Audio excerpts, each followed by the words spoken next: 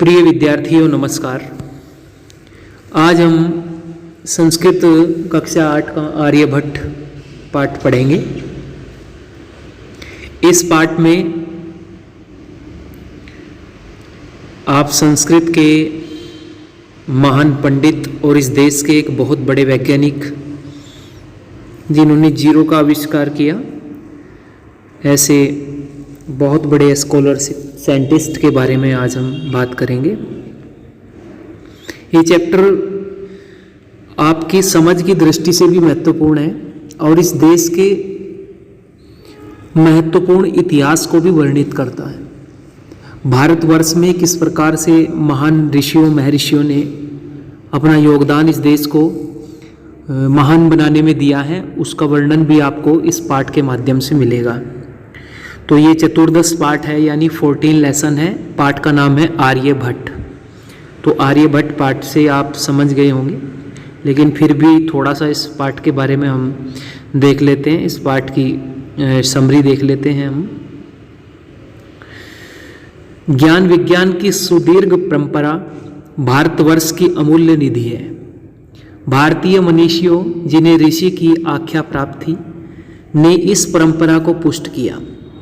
ऋषियों ने ज्ञान विज्ञान की सभी विधाओं में उल्लेखनीय कार्य किया है। दशमलव पद्धति आदि के प्रारंभिक प्रयोक्ता आर्यभट्ट ने गणित को नई दिशा दी है। वस्तुतः गणित को विज्ञान बनाने वाले तथा गणितीय गणना पद्धति के द्वारा आकाशीय पिंडों की गति का परिवर्तन करने वाले ये प्रथम आचार्य थे। उनका असाधारण वैदुष्य का उल्लेख प्रस्तुत पाठ में इस प्रकार रेखांकित किया गया है। यानी इस पाठ के अंतर्गत आप देखेंगे कि आर्यभट्ट ने किस प्रकार से गणित में अपना योगदान दिया है और जो ब्रह्मांड के अंदर ग्रह हैं, नक्षत्र हैं, उनकी गिनती कैसे, उनकी दूरी, उनकी संपूर्ण गतिविधियों का वर्णन भी इस महान खगोल शास्त्री ने दिया है। आर्यभट्ट का जन्म 476 ईस्वी में हुआ। उन्होंने आर्यभट्टीय नामक ग्रंथ की रचना की। उस समय उनकी अवस्था मात्र 23 वर्ष की थी। यानी इतने प्रतिभा के धनी थे वो कि 23 ईयर की उनकी एज थी। उस छोटी सी आयु में ही उन्होंने एक महान ग्रंथ की रचना कर दी, जिसका नाम था आर्यभट्टियम। आर्यभट्ट ने पाटलिपुत्र के पास एक वेधशाला स्थापित की थी। इससे सिद्ध होता है कि पाटलिपुत्र उनकी कर्मभूमि रहा है। पाटलिपुत्र जो आज बिहार में है, एक इस भारतवर्ष का समूचे आर्यवर्त का एक हिस्सा हुआ करता था और शिक्षा का बहुत बड़ा एक केंद्र भी था पाटलिपुत्र। तो उसी के पास में इन्होंने अपनी एक वेधशाला, एक प्रयोगशाला इन्होंने बनाई थी। एक लैब इनकी वहाँ पर थी। आर्यभट्ट से पूर्व विद्वानों की यह मान्यता थी कि सूर्य भ्रमण करता है तथा पृथ्वी स्थिर है। आर्यभट्ट ने अपने अध्ययन के आधार पर यह सिद्धांत दिया कि पृथ्वी ही भ्रमण करती है तथा सूर्य स्थिर है। यानी सूर्य एक स्थान पर नियत रहता है और पृथ्वी उसके चारों तरफ भ्रमण करती है, घूमती है। ऐसा सिद्धांत आर्यभट्ट ने सबसे पहले प्रतिपादित किया है और दुनिया के सामने रखा। प्रारंभ में समाज के ठेकेदारों ने आर्यभट्ट के सिद्धांत का विरोध किया, परंतु आधुनिक विद्वानों ने आर्यभट्ट के सिद्धांत का अत्यधिक आदर किया और वस्तुतः आर्यभट्ट अपने क्षेत्र के शिखर पुरुष थे। यानी बड़े बड़े साइंटिस्ट, बड़े बड़े स्कॉलरशिप्स वाले जो बहुत इंपॉर्टेंट लोग थे, सज्जन थे, विद्वान थे, उन सब ने अंत में आर्यभट्ट की बात को ही स्वीकार किया और माना। आगे देखते हैं हम इसमें। अब हम चैप्टर को पढ़ते हैं कि लेसन में, पाठ में क्या दिया गया है। पूर्व दिशायाम उदेति सूर्य पश्चिम दिशायाम च अस्तम गच्छति इति दृश्यते ही लोके। यानी सूर्य जो है पूर्व दिशा में निकलता है तथा पश्चिम में अस्त होता है। ऐसा संसार में दिखाई देता है। दृश्यते मैंने दिखाई देता है, लोके मैंने संसार में। परम न अनेन अवबोध्यम अस्ति यत् सूर्यो गतिशील इति। परंतु इससे यह नहीं समझना चाहिए कि सूर्य गतिशील है। सूर्यो अचलः पृथ्वी च चला या स्वीकीय अक्षे घूर्णति इति सांप्रतम संस्थापितः सिद्धांतः। यानी सूर्य स्थिर है और पृथ्वी गतिशील है। जो अपनी दूरी पर घूमती है। यह सिद्धांत अब भली प्रकार से स्थापित हो चुका है। यानी सब इसको मान चुके हैं, सब इस सिद्धांत से परिचित हैं कि पृथ्वी अपने अक्ष पर भी घूमती है और सूर्य के चारों तरफ भी चक्कर लगाती है, जबकि सूर्य एक स्थान पर स्थिर है। सिद्धांतो अयम प्रथमेन येन प्रवर्तितः, यानी ये जो सिद्धांत है जिनके द्वारा सर्वप्रथम परिवर्तित किया गया, स आसीत महान गणितज्ञ ज्योतिर्विच आर्यभट्ट। जिनके द्वारा इस प्रकार का सिद्धांत परिवर्तित किया गया वे महान गणितज्ञ ज्योतिविद आर्यभट्ट थे, जिनके द्वारा इस प्रकार का सिद्धांत प्रतिपादित किया गया। पृथ्वी स्थिरा वर्तते इति परंपरा प्रचलिता रूढ़ी तेन प्रत्यादिष्टा, यानी उन्होंने जो पृथ्वी स्थिर है, पृथ्वी नहीं घूमती, इस परंपरा से प्राप्त जो रिवाज था, मान्यता थी, उसका खंडन किया। जो रूढ़ी थी उसको तेन मैंने उसको प्रत्यादिष्ठा मैंने उसको खंडन किया उन्होंने। तेन उदाहरणतम यद गतिशीलायाम नौकायाम उपविष्टः मानवः नौकाम स्थिर मन अनुभवति अन्यान च पदार्थान गतिशीलान अवगच्छति। देखो कितनी अच्छी बात कह रहे हैं। उन्होंने उदाहरण दिया कि चलती नौका पर बैठे हुए व्यक्ति को नौका स्थिर अनुभव होती है। चलती हुई नौका है और नौका पर बैठा कोई व्यक्ति है और उस व्यक्ति को वो जो नौका है वो ऐसा लगता है कि ये एक जगह पर खड़ी हुई है, स्थिर होती है, स्थिर है। तथा अन्य पदार्थों को वह गतिशील समझता है। जो अन्य पदार्थ हैं उनको क्या समझता है? अन्यान च पदार्थान गतिशीलान अवगच्छति। ऐसा वो मानता है कि जो दूसरे पदार्थ हैं वो गतिशील है। एवमेव गतिशीलायाम पृथिव्याम अवस्थितः मानवः पृथिव्याम स्थिराम अनुभवति सूर्यादि ग्रहान च गतिशीलान वेत्ति। यानी इसी प्रकार जो गतिशील पृथ्वी पर स्थित मानव पृथ्वी को स्थिर अनुभव करता है तथा सूर्यादि ग्रह को गतिशील जानता है। जैसे नौका का उदाहरण इन्होंने दिया है कि नौका में बैठा हुआ एक व्यक्ति जो है ना वो समझता है कि ये चलती हुई नौका जो है ना स्थिर है, उसको ऐसा लगता है। ठीक इसी प्रकार से लोग मानते हैं कि ये जो पृथ्वी है जहाँ पर हम रहते हैं ये स्थिर है और जो सूर्य आदि अन्य ग्रह हैं वो चलायमान है, वो चलते हैं। जबकि ऐसा सिद्धांत बिल्कुल गलत है, ऐसा नहीं है। आगे क्या बताया गया है पाठ में, आप ध्यानपूर्वक देखेंगे। पाठ में कहा गया है कि 476 ख्रीस्ताब्दे यानी सप्त्याधिक चतुस्तमे वर्षे आर्यभट्टः जन्म लब्धवान् इति तेनैव विरचिते आर्यभट्टियम इत्यस्मिन् ग्रंथे उल्लिखितम्। 476 ईस्वी सन में आर्यभट्ट ने जन्म लिया। ऐसा उनके द्वारा ही विरचित आर्यभट्टीय नाम का जो ग्रंथ है उसमें ऐसा उल्लेख मिलता है कि उनका जन्म जो हुआ है 476 ईस्वी में हुआ है। इत्यस्मिन् ग्रंथे उल्लिखितम, ऐसा इस ग्रंथ में लिखा गया है। कौन से ग्रंथ में? आर्यभट्टियम में। ग्रंथोऽयं तेन त्रयोविंशतितमे वयसि विरचिता, और यह जो ग्रंथ है उसके द्वारा 23 वर्ष की अवस्था में रचा गया था। यानी महान महर्षि आर्यभट्ट जी के द्वारा ये जो ग्रंथ लिखा गया ये मात्र 23 वर्ष की अवस्था में लिखा गया था। ऐतिहासिक स्रोता भी ज्ञायते यत्र पाटलिपुत्रम निक्षा आर्यभट्टस्य वेदशाला आसीत्। और इतिहास के स्रोतों से ज्ञात होता है कि जो पाटलिपुत्र था उसके पास में आर्यभट्ट की एक वेदशाला थी। अनेन इदम अनुमीयते यत तस्य कर्मभूमि पाटलिपुत्रम एव आसीत्। और इससे यह अनुमान लगाया जाता है कि उनकी कर्मभूमि जो थी वो पाटलिपुत्र ही थी।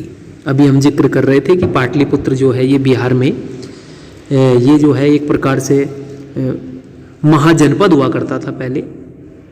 ये 16 महाजनपद थे जिनमें काशी, कौशल, अंग, मगध, वज्जी, मल्लचेदी, वत्स, कुरु, पांचाल, मत्स्य, सूरसेन, अस्मकवंती, गांधार और काम्बोज।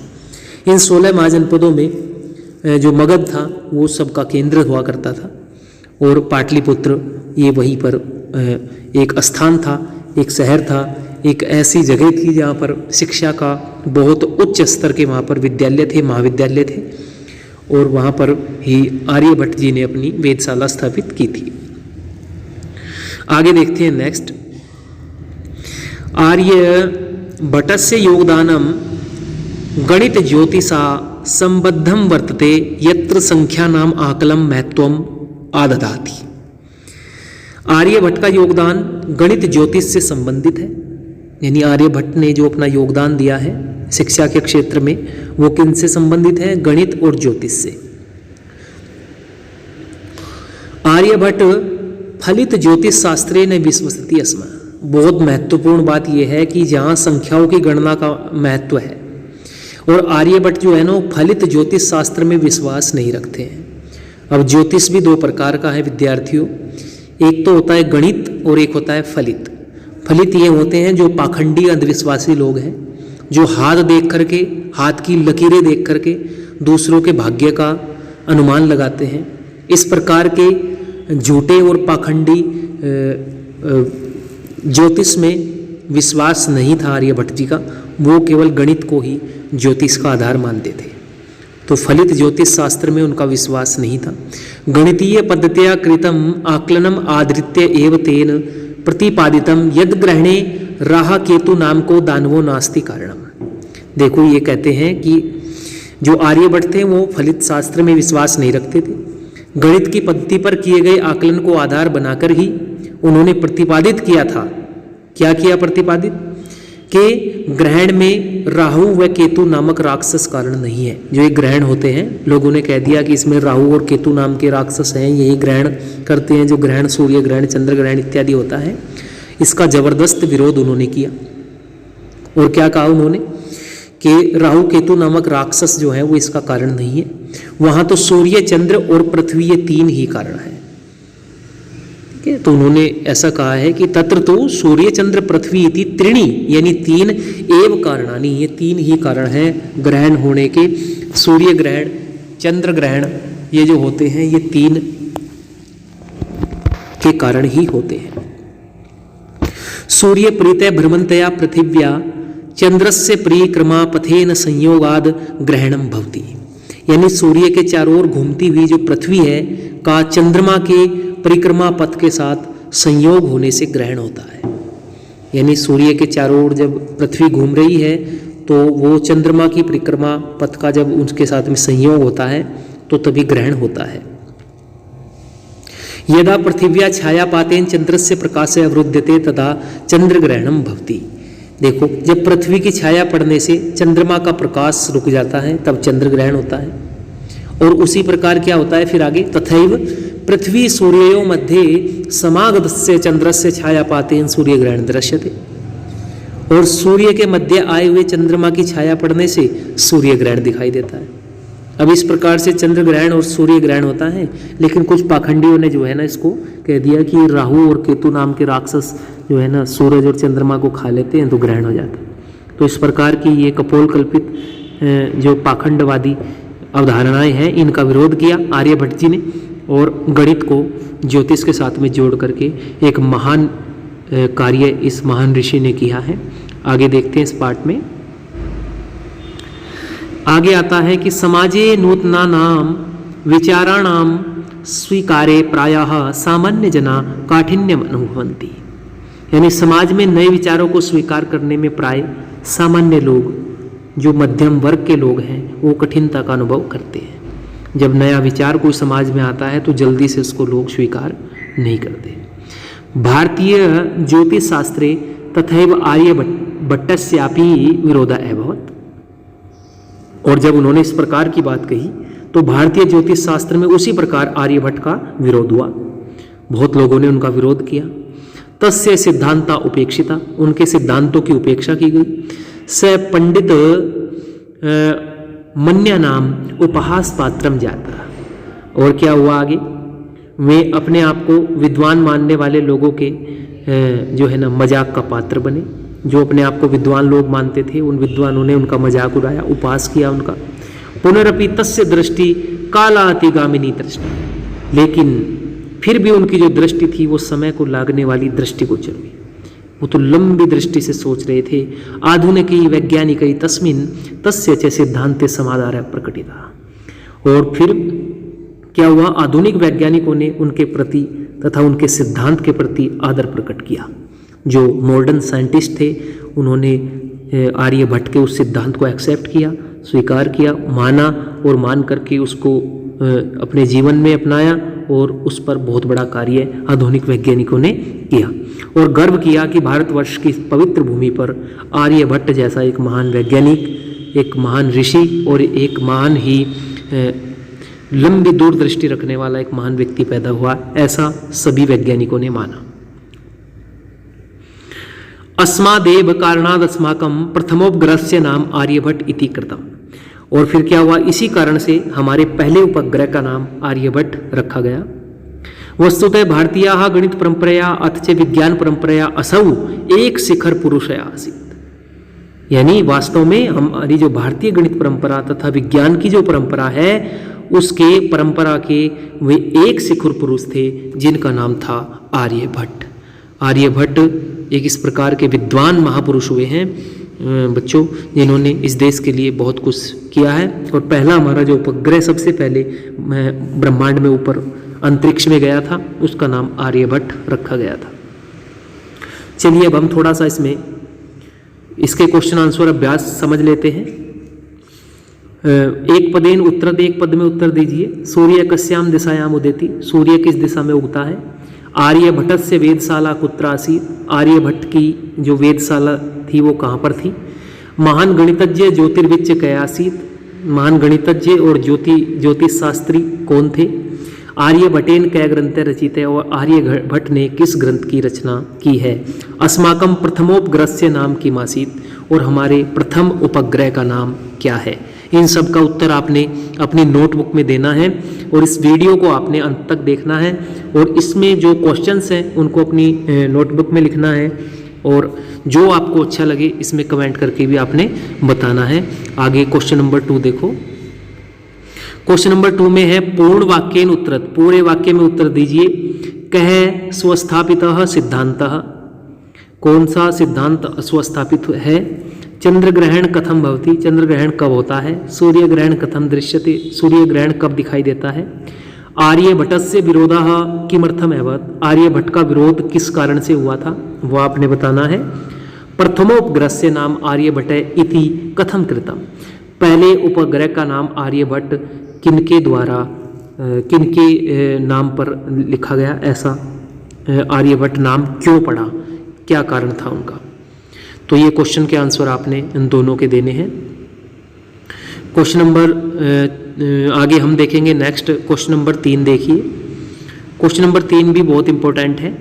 रेखांकित पदानि आधृत्य प्रश्न निर्माणम कुरुत, रेखांकित पदों के आधार पर प्रश्न निर्माण कीजिए, यानी अंडरलाइन जो शब्द हैं वहाँ पर आपने प्रश्नवाचक चिन्ह का प्रयोग करना है, वो आपने अपनी नोटबुक में लिख लेने हैं। क्वेश्चन नंबर 4 देखो। मंजूषाते पदानि चित्वा रिक्त स्थानानि पूरयत, ये कह रहा है कि बॉक्स में दिए गए पदों को से रिक्त स्थान मैंने खाली जगह को भरिए। जैसे नौकाम, पृथ्वी, तदा, चला, अस्तम, इस प्रकार के शब्द आपको दिए गए हैं। इन शब्दों के माध्यम से इन खाली स्थान को आपने पूर्ण करना है, ये भी आप आसानी से कर लोगे। क्वेश्चन नंबर 5 देखो। संधि विच्छेदम कुरुत, यहाँ आपने एक शब्द दिया गया है आपसे, उसका आपने संधि विच्छेद करना है। एक शब्द से तोड़कर 2 शब्द बनाने हैं।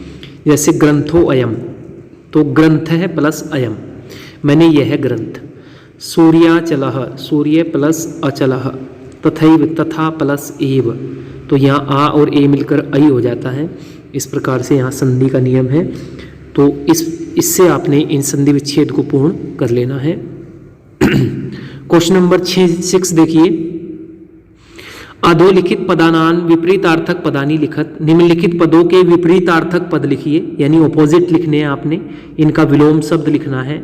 जैसे शब्द दिया गया है आपसे उदय, उदय का विपरीत विलोम क्या होता है वो आपने लिखना है अस्त। अचलः गतिशील यानी चलः, अंधकारः प्रकाशः, ऐसे आपने इनको कर देना है। दूसरा देखिए। अधोलिखित पदानाम समानार्थक पदानी पठित्वा चित्वा लिखत, यानी नीचे दिए गए जो निम्नलिखित पद हैं उनका समानार्थक पद पाठ से चुन करके, पाठात चित्वा लिखत, पाठ से चुन करके लिखिए। संसारे, संसार में ऐसा कौन सा शब्द पाठ में आया है जो संसार के लिए प्रयोग हुआ है, तो ऐसा ही शब्द आपने छांट करके लिखना है इन सब का। क्वेश्चन नंबर 7 देखिए, अधोलिखितानि पदानि आधृत्य वाक्यानि रचयत। निम्नलिखित पदों के आधार पर वाक्यों की रचना कीजिए। यानी ये जो पद हैं, इन पद का प्रयोग भी वाक्य में, सेंटेंस में होना चाहिए और आपने इनसे इस प्रकार से ये 6 वाक्य आपने बनाने हैं। जैसे सांप्रतम मैंने इस समय, निक्सा मैंने समीप, परित मैंने चारों ओर, उपविष्ट बैठे, कर्मभूमि और वैज्ञानिक, इन शब्द का प्रयोग करते हुए आपने सेंटेंस संस्कृत में बनाने हैं। 6 वाक्य आपने लिखने हैं। नेक्स्ट, अतिरिक्त अभ्यास। जो बच्चे अतिरिक्त अभ्यास करना चाहते हैं, इस पाठ को ज़्यादा सीखना चाहते हैं, उनके लिए ये अतिरिक्त अभ्यास है। पाठांशम पठत प्रश्नानाम च उत्तर। पाठांश पढ़िए और प्रश्नों के उत्तर दीजिए। ये पैराग्राफ दिया गया है, इस पैराग्राफ को आपने पढ़ना है और इन एक पदेन उत्तरत और इन सब प्रश्नों के पूर्ण वाक्यन उत्तरत, इनके उत्तर आपने देने हैं। तो इस प्रकार से प्रिय विद्यार्थियों, ये पाठ आपको कैसा लगा? इस पाठ में जितना भी काठिन्य निवारण था पूर्ण करने का प्रयास किया गया है। आपको इस पाठ को अच्छे से समझाने का प्रयत्न किया गया है। प्रिय विद्यार्थियों, आपने इस पाठ को बहुत अच्छे से पढ़ा है, सीखा है, समझा है और इस वीडियो को जो है ना, आप बीच में रोक करके इन सारे प्रश्नों को अपनी नोटबुक पर लिखें और अभ्यास करें। इससे आपका अभ्यास बढ़ेगा और आपकी समझ विकसित होगी। इसी विश्वास के साथ धन्यवाद। जय हिंद।